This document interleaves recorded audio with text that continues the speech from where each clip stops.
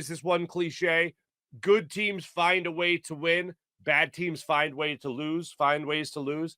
I am a big believer in good teams find a way to win because they're never out of it. And I'm telling you right now, almost like we talk about a great quarterback in football. Oh, you got that great quarterback, you're always going to be in it.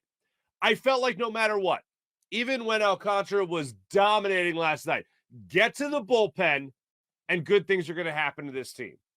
Get to the later innings of this game and good things are going to happen for this Phillies ball club. And sure enough, I'm even on a text message with my buddies last night. And we're all saying, hey, do you think they're going to win? At this point, they were down. I think it was 2-1. I said, this feels like a win. Next thing you know, Marsh goes up the middle with the RBI single, and pretty much it was all Phillies after that. Sir Anthony Dominguez comes in the latter stages of that game and closes it out. But really, I just had a good feeling throughout this game. First off, knowing that friend of the show, Garrett Stubbs, killed the Marlins, killed the bad mystique that surrounds the Phillies by the Marlins, that bad aura, the Marlins, just that stink of fish, no pun intended, that surrounds the Marlins when it comes to the Phillies, that's gone, thanks to Garrett Stubbs' walk-off home run about 2 months ago. But yesterday I'm watching this game. Castellanos gets the running grab in the first inning. Hoskins has a great sliding grab at first base. In the sixth inning, Bohm comes up with a big play at third base. Then you get the RBI from Kyle Schwarber that scores Bryson Stott from first base to make it a 2-1 ball game. Stott gets a diving grab of his own in the seventh inning, made it look so unbelievably routine. It wasn't even funny. It was an incredible defensive play. Then Marsh gets that RBI single to make it 3-2. Then Schwarber gets the RBI single to make it 3-3.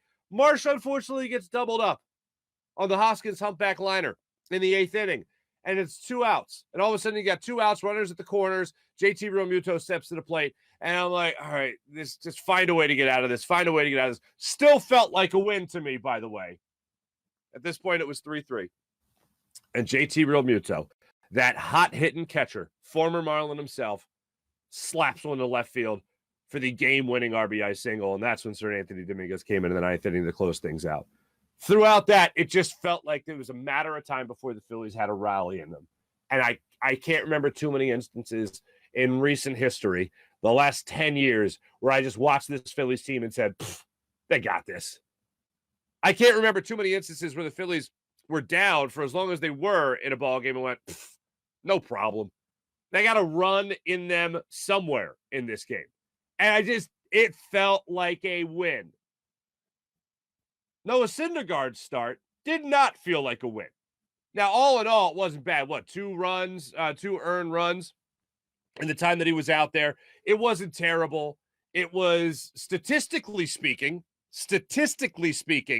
it looked a lot better than what it did in his first start where he allowed 11 hits. But last night, Syndergaard goes and allows 6 hits.